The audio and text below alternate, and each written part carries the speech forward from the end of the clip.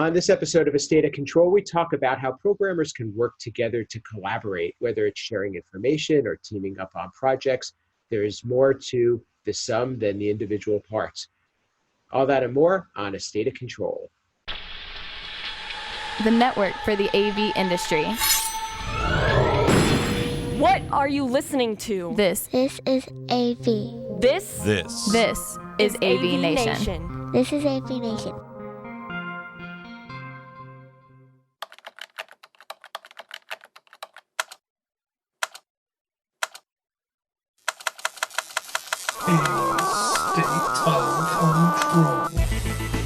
A State of Control. A State of Control, episode 66, In the Trenches. Support for AVNation is brought to you by Extron, industry-leading technology backed by world-class support. Welcome to A State of Control, an AVNation podcast that highlights the control, programming, and automation aspects of the AV industry. My name is Steve Greenblatt. I'm your host. Thanks for joining us today. So on today's show, we're going to be talking about the benefits and also the risks of programmers who team up or work together, collaborate on projects, or just share knowledge. So with me to discuss this intriguing subject is one familiar guest and another one that's new to the program. But before we introduce them, I'm going to say hi to my partner here at A State of Control. He's none other than Rich Fregosa. Uncle Richie, how are you today? I'm good. Mellow West Coast greetings. It's good to be back. Good to have these characters on. So I'm sure a couple of stories will be shared momentarily, and I'm looking forward to hearing about them. We definitely don't have a lack of stories here. Next is a returning guest, somebody who's a familiar face on our show. He is Bernard Morgan from ICS Plus. How are you today, Bernard? Doing well. Glad to be here. Thanks. Glad to have you. And last but not least, someone who's new to the show, but not new to the AV industry for sure. Somebody I know for quite some time, and we've even worked together on an Infocom presentation. He is John Mishner from Rocking M Coding. Welcome, John. Hey, Steve. How you doing today? Good. Thanks for coming. Thanks for joining us. So as the industry's evolved, the breadth of technology has definitely become greater and more diverse, and business has become more challenging, has been moving at a faster pace. There's a need for added bandwidth and scheduling challenges.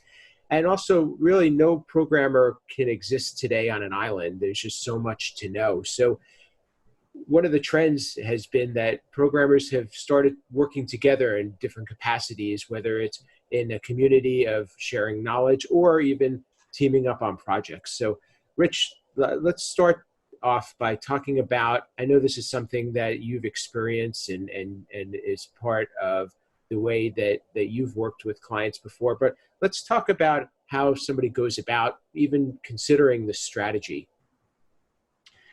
Well, I mean, I think the first part is just organizationally, whether you're an independent or whether you're a programming house, is allowing yourself to collaborate. I think that there is a little bit of ego that occurs starting out, and a little bit of there's a sense of ownership, right? When guys write their code, their first thought is, it's like my precious, it's like they can't have my codes. And that's that first part is getting back, is over it. And I think that programmers are just a unique personality type all alone. I mean, typically they work in solitude. Teamwork is not something that somebody who goes into computer science is necessarily attuned for, right? You don't get a poli-sci major who's into public speaking who then says, oh yeah, I'm going to code while I'm at it. They're pretty distinct personality types. So, a part that comes with it is changing it from mine and that inward approach to expanding and being open to learning. And I think programmers are lifelong learners. And I think that you have to tweak that. You have to be willing to say, there is somebody out there who may be better or who brings something different. And I've got to be open to kind of taking an introspective look at, this can make me better. This can make me more valuable. This can grow my business. This can, I may not see the immediate benefits now, but I may see them 2, 3, 5, 10 years down the line. I know personally for me, that's where it came from, is that once I became open to operating outside of my bubble, I had a whole new resource group to draw from, because these were people who, although technically they may be competitors, we weren't necessarily on the same project or even in the same region. They were cool cats. They were willing to help. And I think that as you have suffered together collectively, people that you do want to collaborate don't want you to go down that same path. They do want you to say, here are the problems that I had.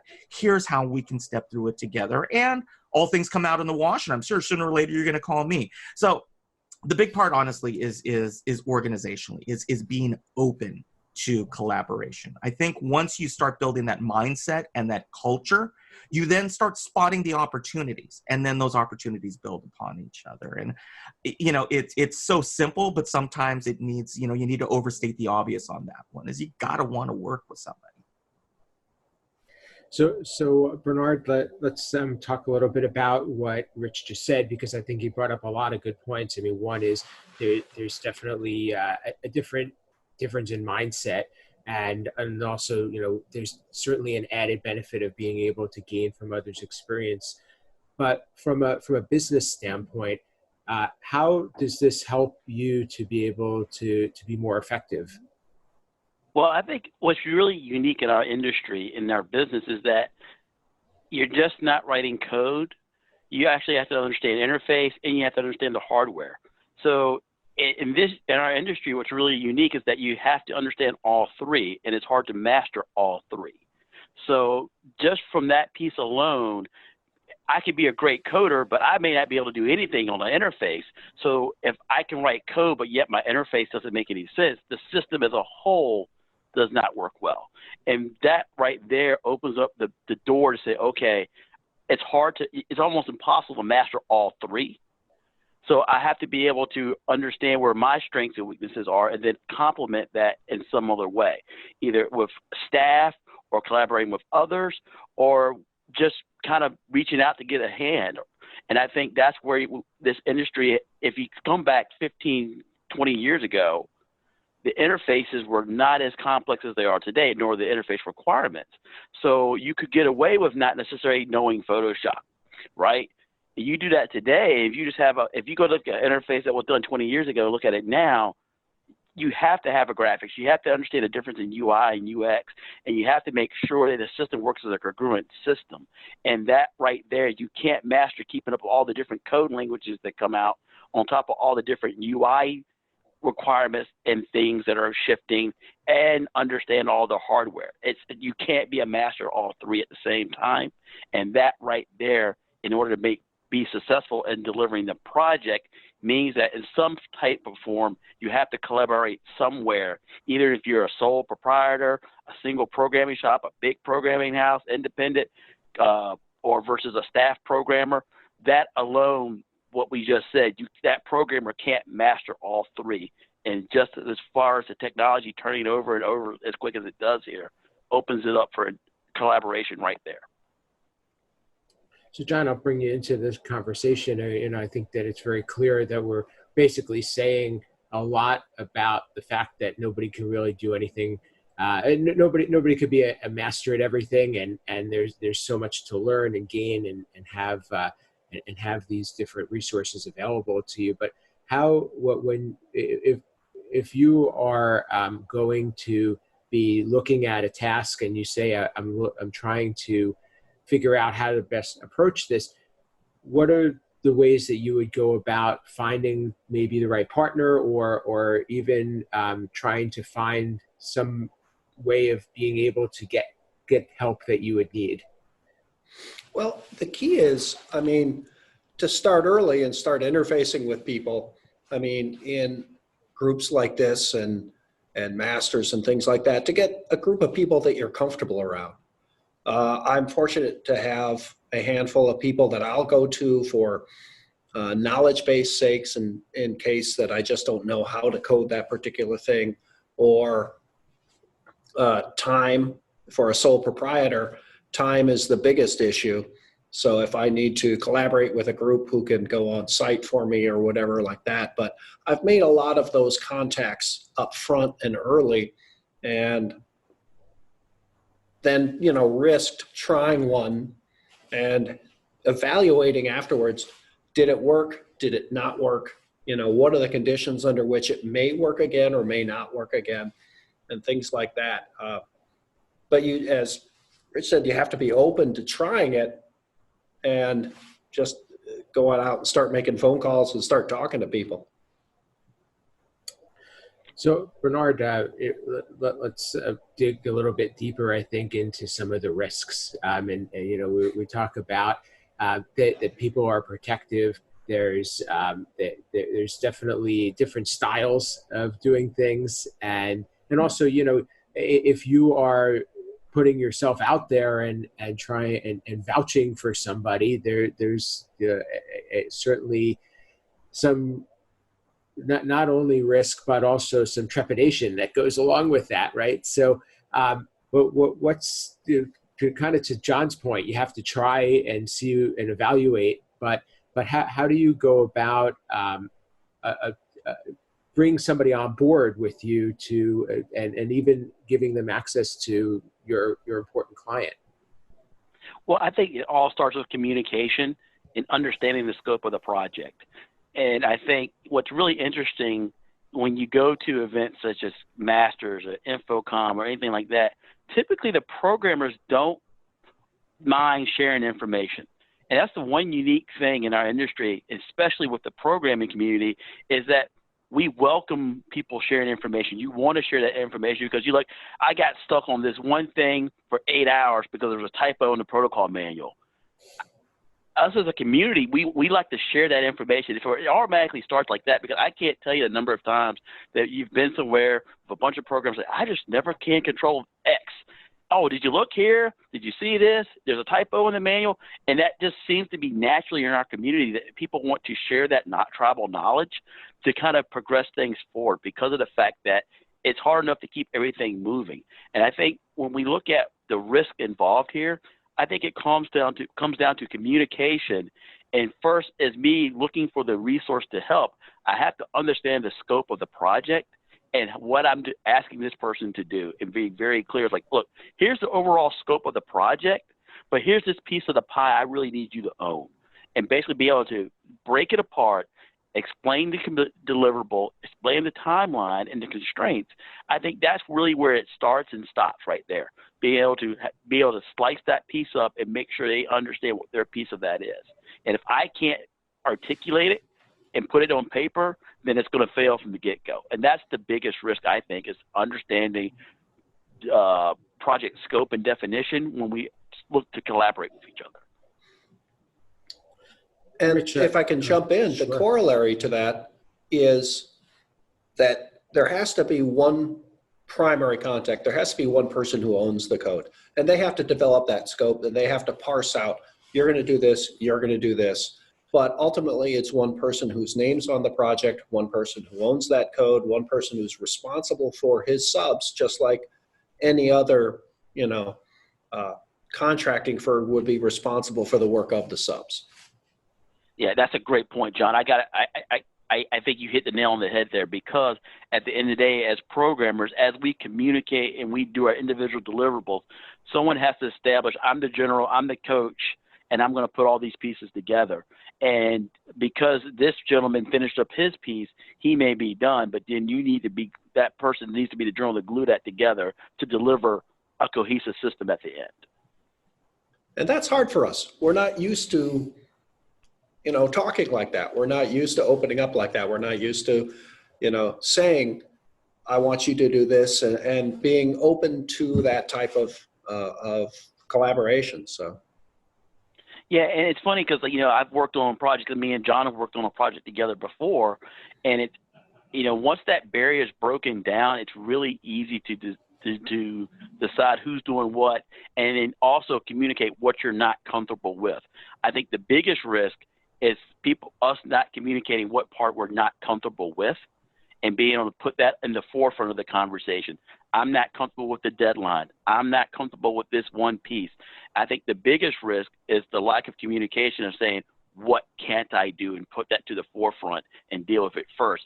Because there's so many times in coding, I'm just going to comment this section out, and I'm going to keep on going down, and then I'll come back to it. But if we're collaborating and we're defining deliverables and putting that out, that's got to be first. We can't comment that out and come back to it. We got to hit it first.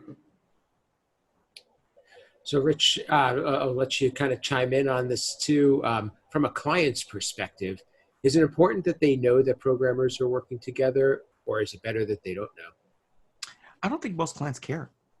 Unless you are in a environment, unless you're in a secure environment, it does depend on the type of project itself. Where we've noticed the difference is as long as they feel they're being taken care of, as long as there's one voice, it's kind of like the whole band adage, one voice, one sound. As long as there's one voice, one sound coming through, then at that point, I think most clients appreciate, hey, they're doing everything it takes to get this done. And it's just a matter of whoever's quarterbacking or coaching to be able to convey that and say, look, you've given me a compressed timeline. You've given me a set of conditions that I have to meet. In order for us to make you happy, I have to do X, Y, and Z. And so I think that as long as you are proactive about the process, most clients understand that, hey, working together is a good thing. I think that the fears, again, of the programming companies that come through might necessarily create these false fears, these false obstacles. When you present it as a positive, when you present it as a solution, and again, our feeling always is, we present it. I am just here to serve up information. I'm not paying for this. So if this is something that you're paying for, I'm going to give you this. I'm going to put the solutions in front of you. I'm going to give you the ability to make an intelligent decision. Ultimately, it's your decision. And we come at it that way. Do you want just me because I have to be there and you don't want to deal with the security issues and, we got to run checks on everybody and everything else. And we can't have, people you don't know in the building. We had a project in San Francisco in a pretty high profile building. That was a concern. They wanted to know who was there because there was sensitive information in that building. And so we had to have a discussion about, okay, you're telling me X, I can give you Y. How are we going to get from here to there? And we came to a solution and we figured it out. But again, and it comes back to what John and Bernardo were saying is you do need to have somebody who's up front. You do need to have a coach. You need to have that single voice, that unifying voice. And interestingly enough, and Steve, you can attest to this, is that unifying voice may not be the main programmer anymore. As Absolutely.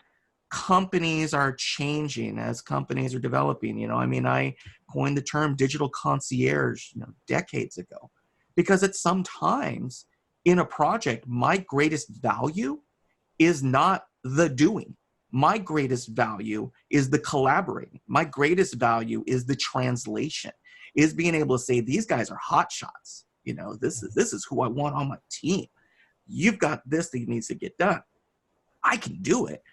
I just think it's a better, it's a better way for you to spend your money is if you give me the opportunity to bring in some hot shots, to bring in an A team to get it done. It's like, do you want the D team? You want the A team. And at that point, you make the difference. And interestingly enough, it's like when you guys were talking, the biggest change that I've seen that's allowed for collaboration is two things. One is the fact that we now have processors or programming cycles that are not tied to one master program. And that was huge. Because in the old days, again, going back 25 years, right? You had two options. That one processor to the ground. You beat that one processor to the ground and nobody else could touch it. So maybe you had two people, one person on UI, one person on code. But that was it. That was as far as you could collaborate physically in terms of the tools that were available. Once we went into multiple slot programming, module programming, subroutines, etc., all of a sudden, once you have the ability for a subroutine to fit into a main routine, Then you opened up the ability for true collaboration, right? Then you could go into version control software, and you could go ahead and create a scrum. You could go ahead and create a project line where you have 3 programs that are out. They're all running. You wait for somebody to commit. You bring it in. You've got hooks. All of a sudden, then we're using true software collaboration tools. Now, again, in the tech industry, still 20 years behind the time. They've been doing it forever. We're finally catching up. So that's a big one. And for me, that's where a lot of the value has come from, where I've been able to say, hey, for once, I can say I'm working on this, maybe the main code, the traffic cop, right? The gazintas to the gazautas, right?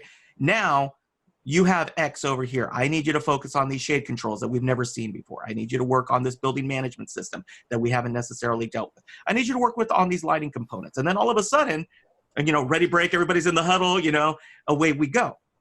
It's huge. The second one, which surprised the heck out of me, was social media.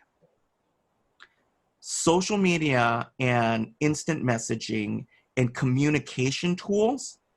Because again, if you do have the loners, if you have the ones who aren't the best at talking things out, all of a sudden we, as an example, like when I collaborate with other companies, the first thing that I build is a Slack channel on the project, because then I am able to have everybody talking and not remembering conversations. I have a history, a log, things that everybody can refer to that say if Bernard is just head deep in something and he can't be distracted, but it's important that he gets this information. When he takes a breather, he can look up, pull up what's going on and go, oh, cool, I'm on it. Or I've got a question or this, those tools. Oddly, Facebook, before that, Yahoo had a kind of an email list that's been together for 20 years, 20 something odd years. It was a repository, but it wasn't dynamic, right? People would put a question and then they wait for somebody to answer. But all of a sudden we found that pay, and again, I come back to it, it really is that pay it forward mentality, right? I can count off the top of my head at least a dozen instances where because of Twitter or because of Facebook or because of some instant messaging platform and somebody had a question or was in the weeds, that I was able to message them and say, hey, you know what, give me a call, or send me this. And all of a sudden solve the problem for them, help them out, help them rubber duck it so they could figure it out themselves. But that created value in a relationship where it wasn't there before. And then as time progressed, it became a working relationship. And, there's a dozen people I can list off the top of my head that's where it started. Just out of a fluke conversation that somebody was in the weeds. I had been there and I didn't want somebody to go through that same problem like Bernard was saying. And so the tools are now out there that if you make the effort, you can grow your network. It's no longer that excuse. Well, how do I find everybody? Well, it's there.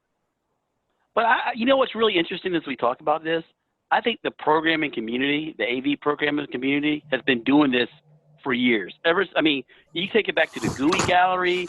We've been doing this as programmers for a long time, collaborating on projects. I just think it's become more mainstream now, and people are more know what's happening. But I think programmers in the AV industry have been collaborating together for a long time, and just no one knew about it. But now it's just becoming to the forefront, because I can think of a number of things. 15 years ago, I would reach out to somebody. It's like, hey, can you take my Hubba Bubba graphics and make it look good? That was very common back then. People were known in the industry. This is the graphics guy. This is your animation guy, right? And us as programmers knew that, but I don't think that was known externally to the AV programming community. But I think we've, as AV programmers, have been doing this for a long time. Now it's just become more mainstream. So, with that said, is there, and John, I'll bring you in on this, is that the collaboration part, I think, has existed, and we've even done shows on the fact that we have a community, and how really as Bernard alluded to, the programmers have kind of bond together, and they're they feel comfort in even going to events and spending more time learning from each other than they learn from maybe the presentations. But when did it become a business strategy? And because I think that's where things kind of change a little bit. Helping somebody out is good, but now when they become almost a partner, it becomes a little bit of a different level of responsibility. Yeah, and for me and my business, it became a business strategy when I got one very large project that I couldn't commit to completing on my own. And actually, at the time, we had two people who were bidding on a project, and we ended up just saying, how about if we just collaborate instead? That way we can split it in half. I can do, X amount over here, you can do X amount over there. And that ended up to be a wonderful relationship. And so since then, from a business perspective, you start to realize, okay, wait a minute, I just got twice the amount of work done in the same time period with no additional, company resources. So I need to start looking for ways to collaborate again and again to be able to do this. I think the smartphone made it more. That the requirement came out with this because at that point people saw so much technology and it became so accessible. The ante got up so high at that point that it had to say, it's hard for me to keep up with all the different technology spinoffs. I think that the smartphone really pushed us to kind of go above and beyond. And it continues to do that because I can't tell you the number of times I walk into me, well, I can download this free app and it does it in 10 seconds, right? That mentality and the Amazon Now effect, I call it, has pushed the fact that you have to collaborate these days to deliver on such accelerated timelines. But that's like the accelerated timelines, but the knowledge base, right? And between the smartphone and the Amazon Now syndrome, it's hard to keep up. So, Bernard, I know that processes are important to you as they are to me, and I know that everybody works a little bit differently. And we kind of talked about that somebody needed to really be the leader. Is it that leader, the one that actually has the opportunity, the one that defines how the project happens, or is it, or is there another way of going about that? I think it depends on the project, but at the end of the day, in order to be successful, we have to work at it as a team, right? I think the key here is collaboration, and everybody has a seat at the round table. And I think that's the way you pull off a successful collaboration project. Everybody has a seat at the round table, and everybody has a vote and to see how we execute it. Because when you collaborate, really, if I'm doing the code, Rich is doing the UI, and John is doing the middleware, at the end of the day, if one of the three of us is behind, the project doesn't work. And I think that everybody's got to have a seat at that round table to have that input to make sure everybody's moving in the same direction. And that's the only way I see it being successful. The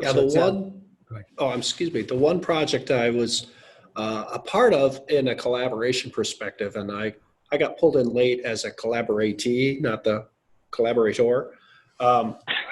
It failed pretty miserably, and it's because of that. It's because the primary didn't take responsibility for it, didn't line up exactly what was going on. Every individual programmer that came in thought that they were their own programmer and had a better way of doing what was in the program. So when you went, and it was a multi-story building, when you went floor by floor, every floor's program was different. There was none of the, okay, we're moving forward in lockstep. This is how it's going to be done. Yes, there's probably better ways to do this, but we need to keep this the same. We need to keep the program the same. And it just was a very bad experience all in all, which ultimately resulted in a lot of overwork and a lot of rework and bugs being found, 30 floors of bugs instead of one floor of bugs that can be repaired and then duplicated type thing. So, yeah, like power on needs to be joined 1-on-1 across the building, right? Yeah. Yes. Exactly. I'd offer, though, that those were good experiences for a simple reason. You now can come back and relate a story. And so if you are working with somebody who hasn't done it before and you're coming in as a team member, you can sit down for 5 minutes and go, let me tell you a story. Yeah. You know, sit next to Uncle John, right? You know, I'm gonna give you honorary uncle status, right? You know, everybody knows to come talk to Uncle Richie. I'm gonna make you an honorary Uncle John, right? And you sit down, you go, let me tell you a story. You know, long ago, you know, those to me, far, far away. yeah, in a land far, far away. Those to me, that means more than the success.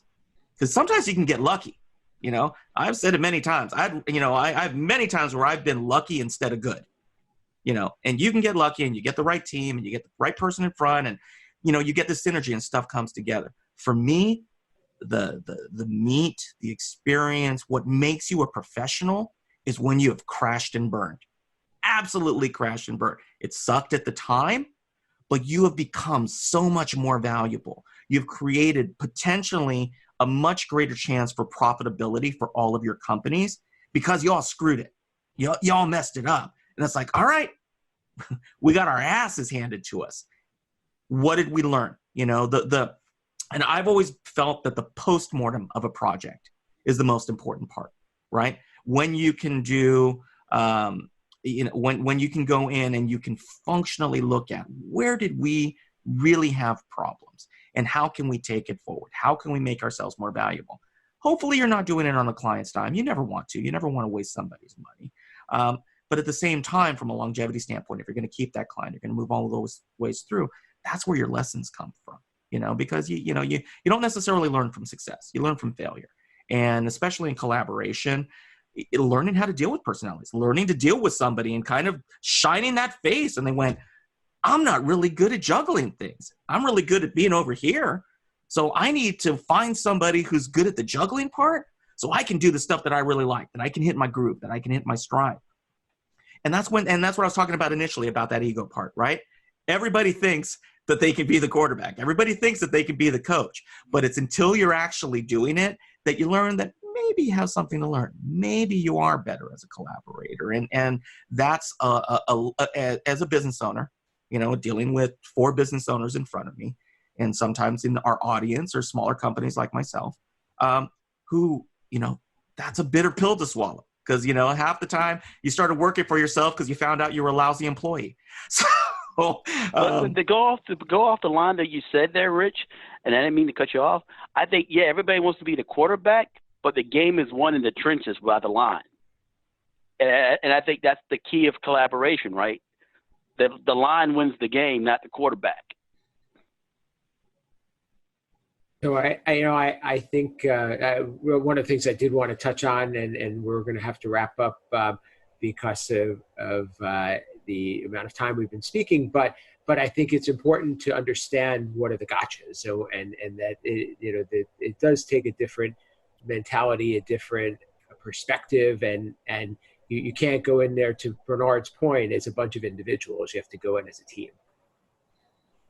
So thank you, guys. This has been a great conversation, and I'm glad that we were able to share some real in-depth perspectives and experiences on this topic. I'd first like to thank Bernard Morgan for being part of the show. Bernard from ICS Plus, how can people get in touch with you or learn more about your company? I guess the best place is the website at www.icsplusonline.com. Very good. John Mishner, hope this was a good experience for you. How can people get in touch with you, learn more about Rockingham Coding? It's www.rockinghamcoding.com. And last but not least, Rich, another great show. So thanks for being a part of it and being here with me. How can people get in touch with you and learn more about what you're up to? Well, you know, like I said, this is near and dear to my heart. You know, I like playing with the boys. It's always fun. Best place to find me, obviously, fregosadesign.com. You can find me on Twitter or in the interwebs at rfregosa. You can type in my name and stuff crops up. Some of it you may want to see, some of it you may want to shield your eyes. But first and foremost, and most importantly, the best places to find us are here at AVNation. Obviously, our show is State of Control, AV Week, Resi Week, where I am sometimes showing up there. But yeah, absolutely. Please come to avnation.tv. That is where I hope you can find me more than any place else. And I couldn't agree more. So to find me, Steve Greenblatt, you can go to my website, controlconcepts.net. And but as Rich said, please visit the website avnation.tv and acknowledge the supporters that make this program and all the other programs on this media channel possible. There's a lot of great content there, and a lot more as we approach more of the industry trade show season, and there'll be a lot to see. Also, Rich and I would like to hear from you, so please reach out to us. Let us know what is happening and what you want to know more about and what you like about the show. So I tend to run into people and provide feedback, but it'd be great to get some consistent conversation going and even follow up on some of these topics. If you are so inclined, you can leave us a rating as well, and we'd like to hear from you. My social media contacts are very easy, just at Steve Greenblatt. So that'll be it for today for State of Control.